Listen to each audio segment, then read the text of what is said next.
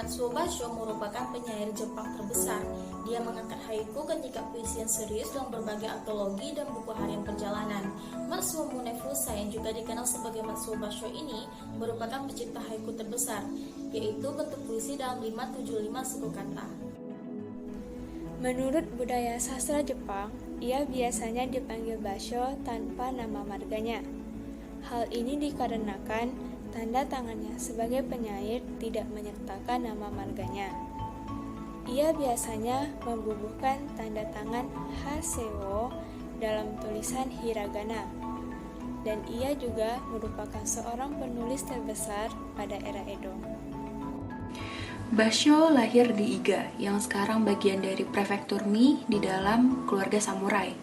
Setelah beberapa tahun menjalani kehidupan sebagai samurai, ia menemukan sastra sebagai pekerjaan hidupnya dan melepaskan karirnya sebagai samurai.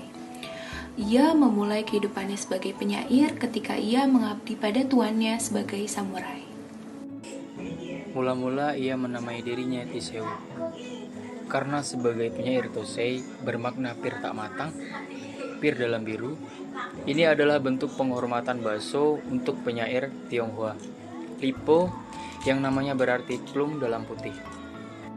Pada tahun 1666, Tiso pensiun dari pekerjaan sebagai Basho, dan setelah tahun 1675 ia pindah ke Edo yang sekarang menjadi Tokyo. Di Edo sendiri, pada tahun 1678 ia memenuhi kualifikasi sebagai master haiku atau shosho, dan mulai hidup sebagai penyair profesional. Pada tahun 1680 ia pindah ke Fukugawa, di pinggiran kota Edo yang sekarang bagian dari Tokyo. Ia menanam pohon basho dan menamai dirinya Basho karena pohon itu merupakan pohon favoritnya di tamannya.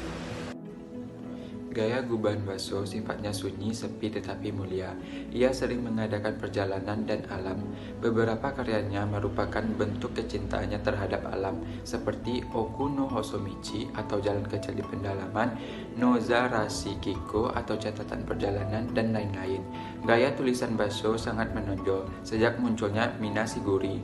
Ia mencapai puncaknya di karyanya yang berjudul Sarumino pada tahun Genroku 1691 dan mulai menurun pada gubahannya yang berjudul Sumidawara. Pengaruh Basho terhadap dunia kesusastraan Jepang sangatlah besar, karena ia adalah penyair yang telah mengangkat puisi 17 kata terpisah secara utuh dari bentuk sebelumnya.